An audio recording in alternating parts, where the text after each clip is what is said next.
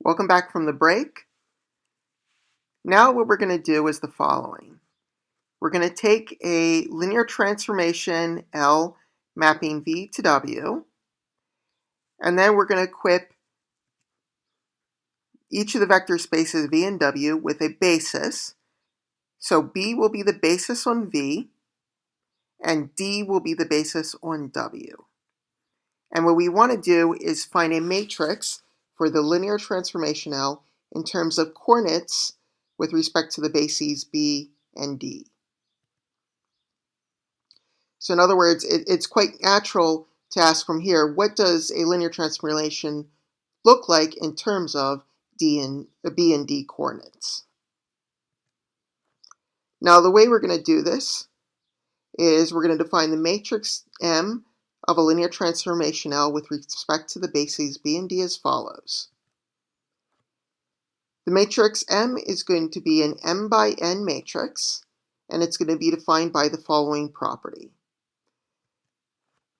So then, if I take a vector y and v, and I compute L of y, and then I compute the d coordinates of L of y, that is the same thing as multiplying the matrix M times the b coordinates of the vector y. So the d coordinates of L of y are equal to M times the b coordinates of y.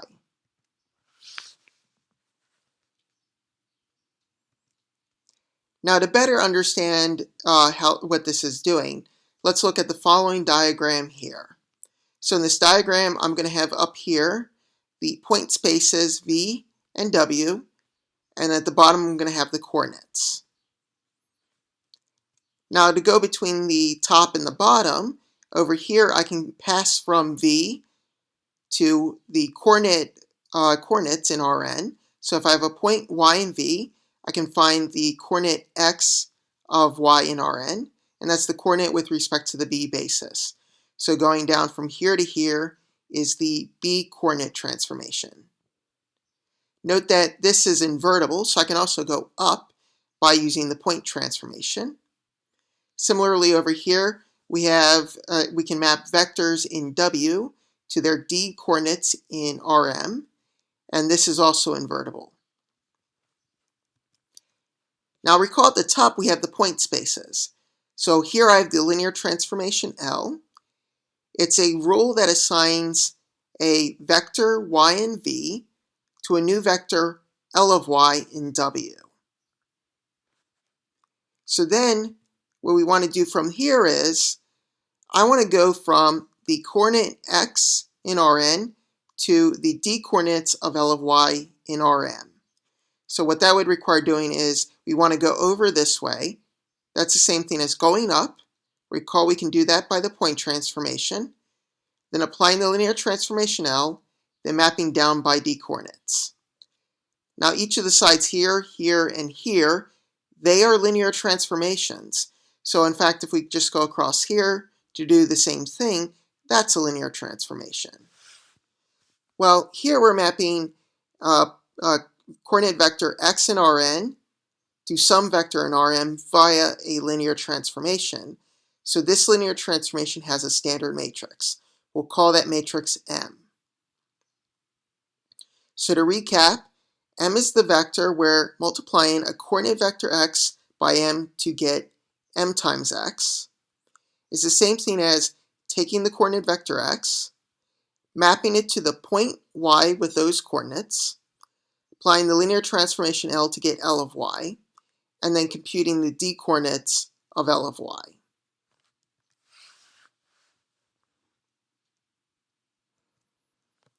To see this more explicitly, let's revisit an example that we covered in a previous lecture. So in a previous lecture, we had a linear transformation where we defined it in terms of a basis on the domain and the codomain. Now then we used the codomain R3 and the domain R3 and the codomain R2. Here our domain is going to be just some general vector space V, and our codomain will be W, which is also a general vector space. So here let's let B be a basis for V consisting of three vectors, B1, B2, B3. And D is a basis for W consisting of two vectors, D1, D2. Then we'll define a linear transformation L from V to W by defining how L acts on a basis. So we'll define L of B1, L of B2, L of B3. This actually defines a linear transformation because every vector in V is a unique linear combination of the basis vectors in B. So they're a unique linear combination of B1, B2, B3. So then, of course, using linearity, I can compute L of any vector in V. So we'll specify that L of B1 is 2D1 plus 3D2, and then we'll similarly write L of B2 and L of B3 as linear combinations of the vectors D1 and D2. So then what we want to do is we want to compute the matrix M of the linear transformation L with respect to these bases.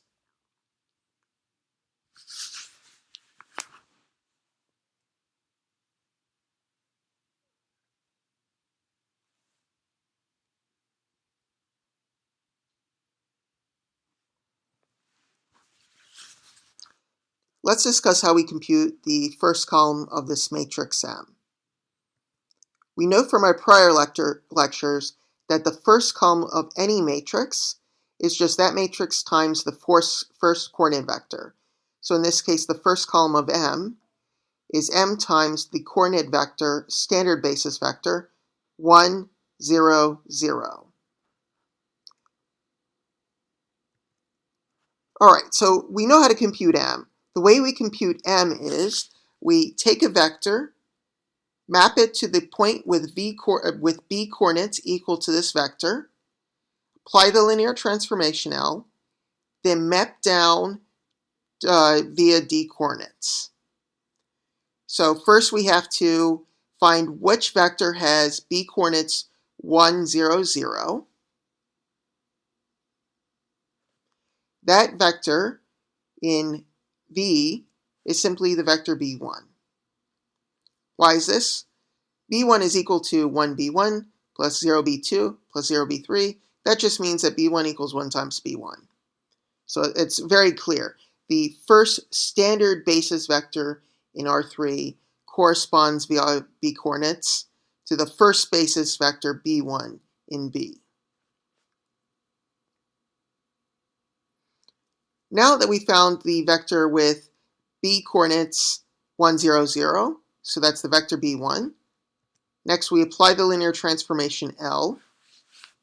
We defined L so that L of B1 is 2D1 plus 3D2. Next we find the D coordinate vector of L of B1. So what's that?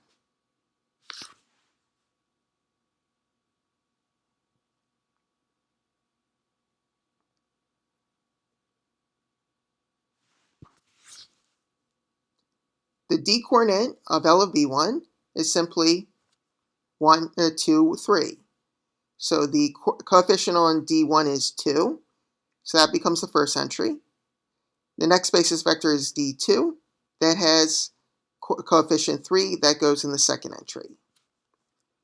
Then we put this column vector, the D coordinates of L of B1, which is 2, 3, into the first column of the matrix. So hopefully everyone sees the reasoning here. Just to quickly recap, we take the first standard basis vector in R3, so it's 1, 0, 0. We find the point with B coordinates 1, 0, 0. That was B1. Then we map B1 to L of B1, which we know what that is as a linear combination of the basis vectors in D. We computed the D coordinates of L of B1. That was just the weights here, the 2 and the 3 here on D1, D2. That now becomes the entries down a column vector. And then finally, we place that column vector in the first column of M. So a bit more simply, what we could do is just take L of B1 equals 2D1 plus 3D2. That means we put in the first column 2 and 3. So as you see, the coefficients on L of B1 here, they're same as the 2 and 3 in the D coordinates of B1, L of B1 here.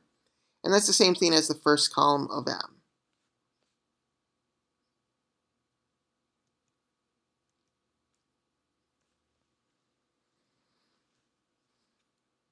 Now, let's recall that we have a basis B on V, basis D on W, and we defined L of B1, L of B2, L of B3. And so we're looking for the matrix M of L with respect to the bases B and D. In particular, we want to figure out what the second and third columns of M are. Well, by the same reasoning applied before, the columns of M are as follows. So the first column of M is the D coordinates of L of B1. So L of B1, just like before, is 2D1 plus 3D2. So the 2 and 3 here become the columns 2 and 3 here. Next, the second column of M is the D coordinates of L of B2. So L of B2 is 4D1 plus 5D2. The 4 and 5 here become the columns 4 and 5 here. Finally, the third column of M corresponds to the D coordinates of L of B3. L of B3 is 7D1 plus 11D2. So then the 7 and 11 here become the entries of the column here.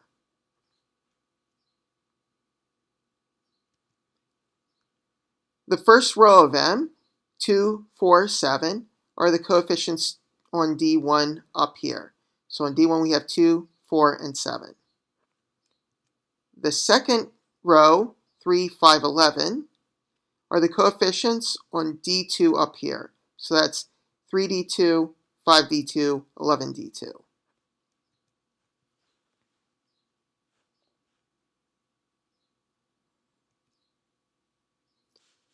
Now let's understand a little bit better exactly what's going on. This might be a repeat from a prior lecture, but let's review it anyway. So for safekeeping at the top, I've provided as reference what we defined L of B1, L of B2, and L of B3 to be. Let's look at computing L of 10B1 minus 2B2. Well, what is this? Well, L of 10B1 minus B2 by linearity is 10 L of B1 minus L of B2.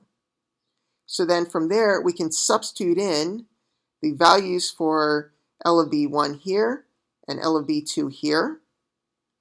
And then when we simplify, we get the coefficient on D1 is 10 times 2, which is 20, minus 4 gives us 16. And then similarly on D2, we have 10 times 3 minus 5 is 25.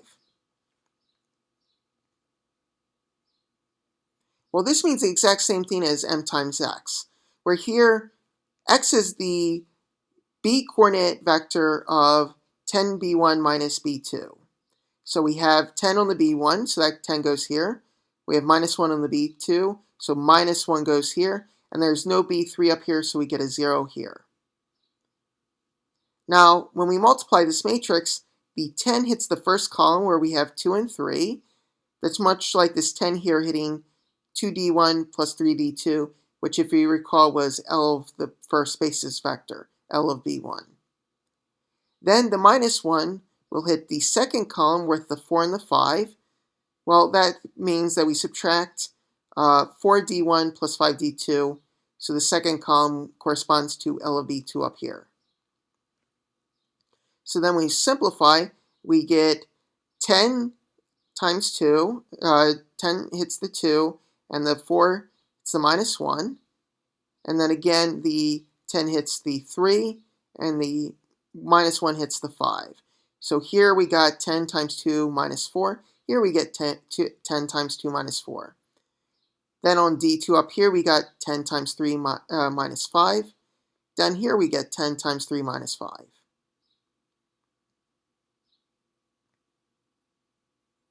Now when we simplify, we get 16 and 25. The 16 and 25 here are just the weights on L of 10B1 minus B2 up here. So that's the 16 on D1 and the 25 on D2. That's the same as 16, 25 here.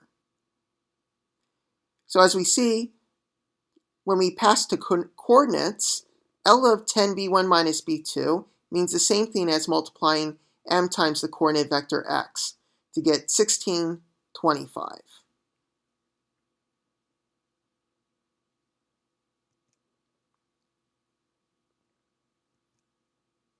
Now, just to recap the key points here, since this was a lot of theory, so we're soon going to break for the intermission, but the first key point I want you to take away from this lecture is that multiplication by m in coordinates is the same thing as computing the linear transformation L of y. So if x is the b coordinate vector of y, m times the b coordinate vector x is the same thing as L applied to the point y. So mx is the same as ly. A bit more precisely, this means the same thing as M is the matrix which encodes how L acts on the basis vectors in terms of the basis B and D. So more precisely, the ij entry of M is the di coefficient of L of bj. So in particular, the jth column of M is the d coordinates of L of bj. Each row corresponds to the coefficients on di. And then notice that, right, so now for point 3, there's one final point that I just put on here just as a reminder, that if in the case that L is given by a matrix transformation corresponding to a matrix A, M has a nice little formula where M is equal to P inverse AP, where the P's here are the point matrices relative to the basis B and D. So this gives us a formula for computing M. This also will show up when we discuss eigenvalues, eigenvectors, and diagonalization of matrices in Chapter 5. All right, so now let's have our second intermission. If you want, you can take a break, or you can move on to Part 3. We'll break now.